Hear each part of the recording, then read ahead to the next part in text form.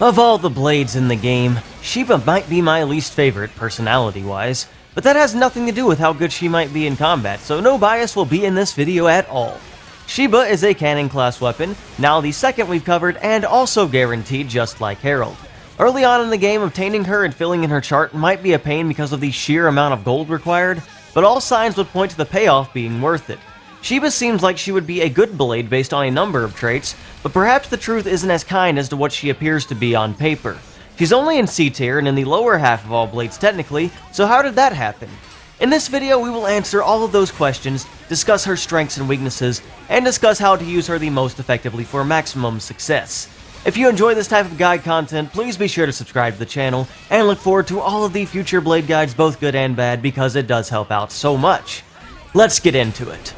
As a cannon, Sheba is a good blade to use on Zeke or Nia. Typically Zeke would have the best cannon kit, but Nia has a unique property with Sheba you can take advantage of to make her a decent option, so I will be doing that and using Sheba on Nia in this video.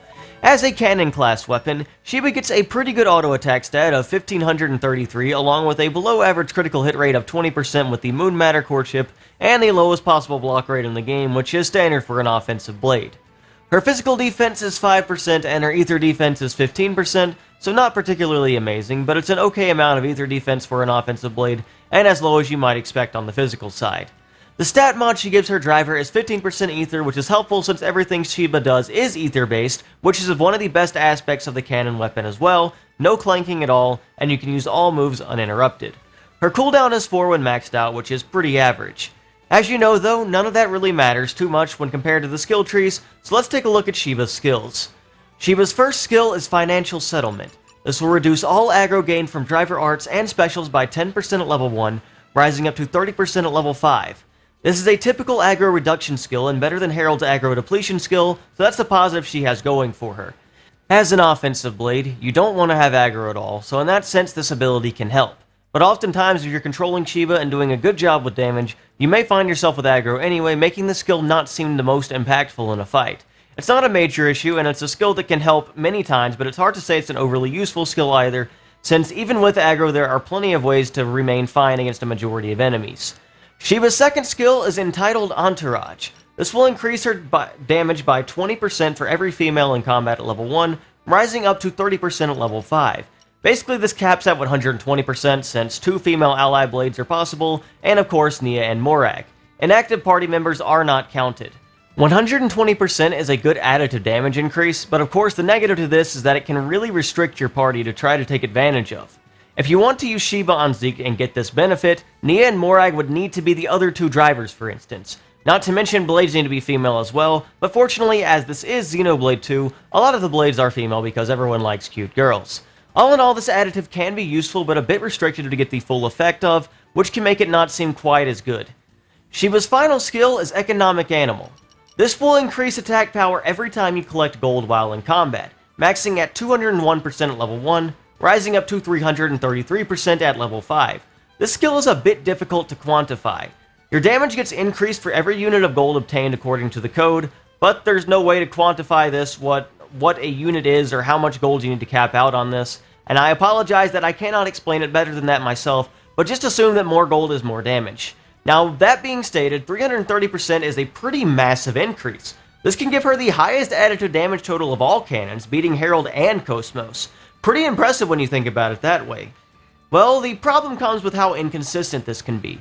There are 2 ways to collect gold in combat normally. One is by smashing an enemy, and 2 is by defeating an enemy in a multi-enemy fight. Sheba has one additional way, which we'll talk about a bit later, but it's not the most efficient or helpful method. That makes this damage total a bit hard to consistently take advantage of in fights, and getting the full effect can be a pain in many fights, especially if speed and efficiency is your goal. The one positive I will say is that this will not reset if you swap off Sheba, since the game just needs to keep tally of how much gold has been collected during the fight to give Sheba this damage bonus, so that is very nice. All in all, Sheba would seem to have some nice skills, but the restrictive and specific nature of them can cause some problems which will be easier to explain in the practical section, so please hang out until then. Let's talk about Sheba's specials. As already stated, all of Sheba's damage is ether based, and her specials are no exception. Her level 1 is Desert Bomb. It is a single hit special with a pretty low damage ratio, especially when considering that she is an attack blade. The ratio is 270 at level 1, 390 at level 5, and only 432 at max affinity. This is one of the lowest numbers for a level 1 we've seen so far, if not the lowest. I couldn't tell you why that is specifically, but fortunately the bonus effect is increasing damage by 150% when her health is above 90%, which is a fantastic effect for a special since that isn't too difficult of a threshold to keep. It also has a pretty good area of effect radius, making it decent for hitting multiple enemies. The speed is about average, and a single hit makes it not too great in chain attacks, unfortunately. It's a decent special for damage, really saved by its bonus effect. Sheba's level 2 special is Tea Leaves. This is another single hit special, and it's also a very low damage ratio. It starts at 380 at level 1, hits 500 at level 5, and 551 at max affinity. That is the lowest ratio for a level 2 we've seen so far by a decent margin. If there is a positive to it though, it has a 50% critical hit mod and a very good bonus effect of increasing critical damage by 85%. With Moon Matter and at max affinity, this will give you a 39% chance to crit with this attack, which is alright, and you really do want that crit for this to be impressive damage. It once again has a decent area of effect radius, but with 61% of the time, this special is not really going to be that great of an option. It does have an above average speed, so that can be good for fusion combo setups at the very least, even if still not great for chain attacks. Sheba's level 3 special is Golden Font. This is once again a single hit special. However, it is a very unique bonus effect this time around of causing gold to drop when used. This is going to be the way to gather gold in combat outside of smashing the enemy, which can be very annoying to do. For this, you have to charge all the way to your level 3 every time you want to take advantage of this ability though, and get that gold drop added to a damage multiplier. This can be a slow process and make Sheba not all that great to use many times, since actually collecting gold can be a process and take a while. This special once again has the lowest damage ratio we've seen so far, however, 500 at level 1, 660 at level 5, and 680 at max affinity, and since it's also a single hit, this gives Sheba the lowest hit count possible of only 3 hits between her level 1 through 3 specials, making her absolutely terrible for chain attacks. This special is one of the few with 100 radius though, so it will hit everything on the field at the very least, and it is an integral part of her kit to gather gold, so it is something you'll want to use a lot if you want to use Sheba. It's pretty much essential if you want to have any desire to use her. Sheba's level 4 is Royal Tea Party. For some reason, the special actually has a really nice damage ratio of 1190, which is among the best we've seen so far, and it also has a 60% critical modifier, giving you decent odds of actually getting critical hits. Perhaps this is balanced by it being one of the rare level 4 specials without a bonus effect, but at the same time, the damage ratio is solid, so this is a good option to consider if you think you've maxed out the gold additive on her. It also comes with the bonuses of freezing the driver combo and allowing fusion setups, which is always nice, but those setups aren't super valuable since Sheba is awful for chain attacks anyway. All in all, definitely her best special for purely damage, as the other 3 are very unimpressive as far as ratio. For setup, I'm going to stick to Moon Matter, but because her crit rate is so low and critical hits aren't hugely important to her, a Prion or Tachyon chip are fine options for better auto attacks, or non-crits will hit harder. Sheba is a blade with 3 aux core slots, and usually those blades blessed with 3 slots are ones Monolith intended to be good, so she at least has that going for her. I have Affinity Max Attack, of course, since it's the best aux core for an offensive blade, but I'm also running Outdoor Attack up since it's a great damage aux core, and finally Blade Combo Boost since I have huge amounts of added to damage already with everything maxed, and getting better damage over time effects and just general blade combo damage could end up being useful. Naturally, Night Vision can be a great option, and supportive options can always work if they're strong effects.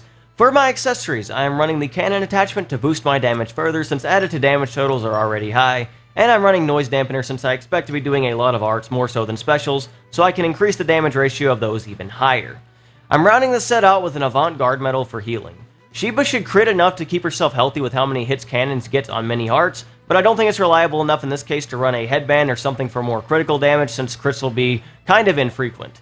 This accessory is also useful since Sheba will likely have to take a few hits if you want to use Morag in the party for the female bonus, but still have a functioning smasher for extra gold in combat. As always, other damage increases still work well as you might expect. For pouch setup, I'm maxing out art recharge as usual since I expect to be using a lot of arts and need to use my level 3 specials as much as possible for the gold.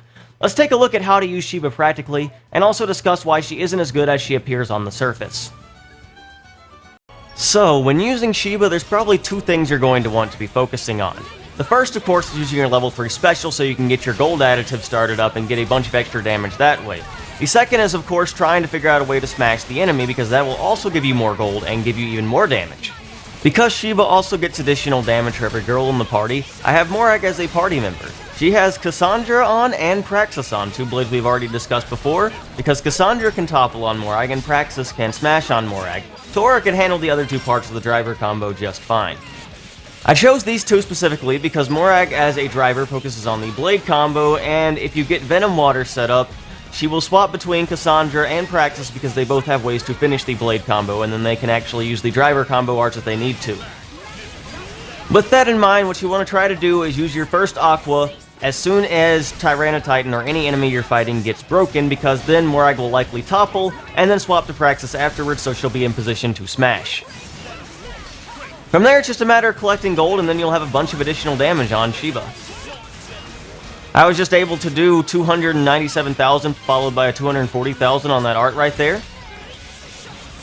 And you can legitimately get a ton of damage with Sheba if you're able to set up all of your additives properly. This is definitely one of her biggest strengths as a cannon. It just requires a bit of a restricted party in order to set it up properly and get everything rolling like you would want to. But if you can get everything set up properly, you can do a ton of art damage with Sheba and just do a lot of damage in general. If you do have Morag in the party like this, I would recommend maybe not using Splash Hazard because you want her to be swapping between the two blades to get those smashes. But if you can just live without that extra 30% additive from having an extra female driver, you could probably use Rex for who would be more consistently able to swap between blades and just use as many blade combos as you want. If you do stay on Venom Water, you can get a damage over time effect going though, and that can also be beneficial, so that is one extra positive about that. Here I'm just going to show off kind of a similar fight here, so... Unfortunately, Morag missed her topple on Cloud King Ken, but you can kind of see right here, Sheba still gets some decent damage even if she can't get her gold additive up early in the fight, but it can delay things just a little bit if that does end up happening. Ideally though, regardless, you want to get your level 3 up as fast as you can and then, you know, just get that gold drop. That is going to be key to Sheba's play style and the key to making her pretty good as a blade. Now, you might be asking, why am I showing this off against normal Ken and not a challenge mode enemy? Well, Sheba has some interesting properties with her gold drops and just gold dropping in general.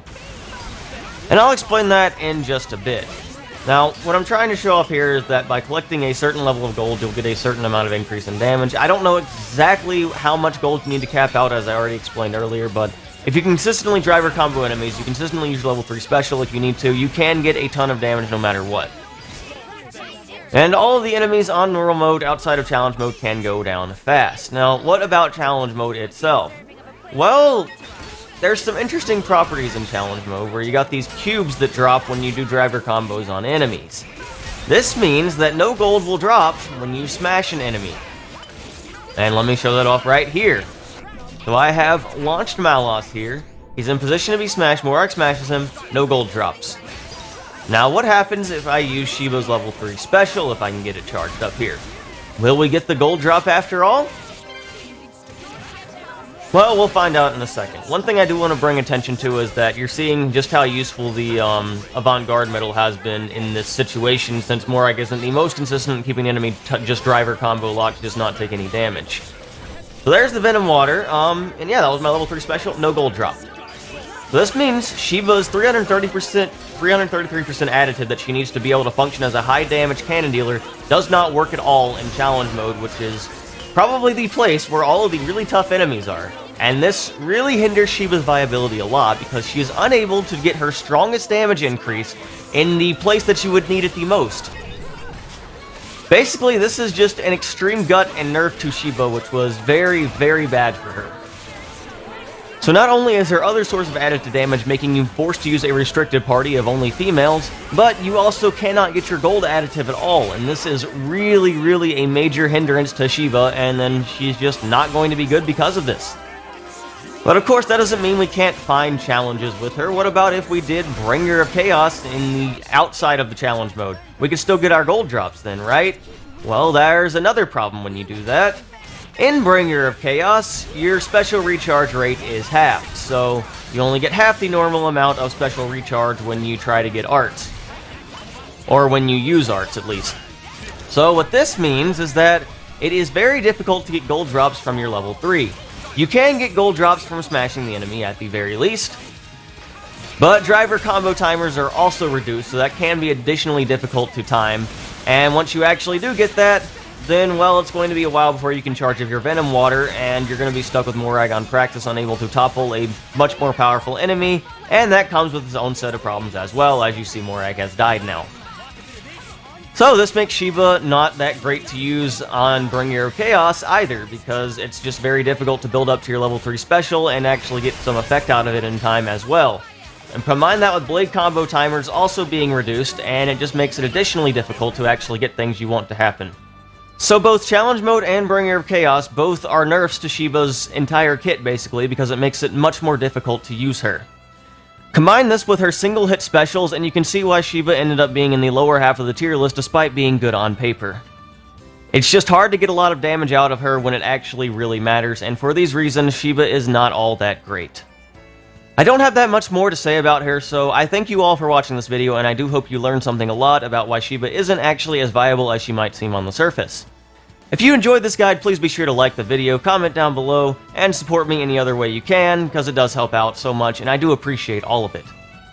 Thank you all so much for watching this video, and as always, have a wonderful day. And Thanksgiving, since I'm releasing it on Thanksgiving. Hope you're all having a great day.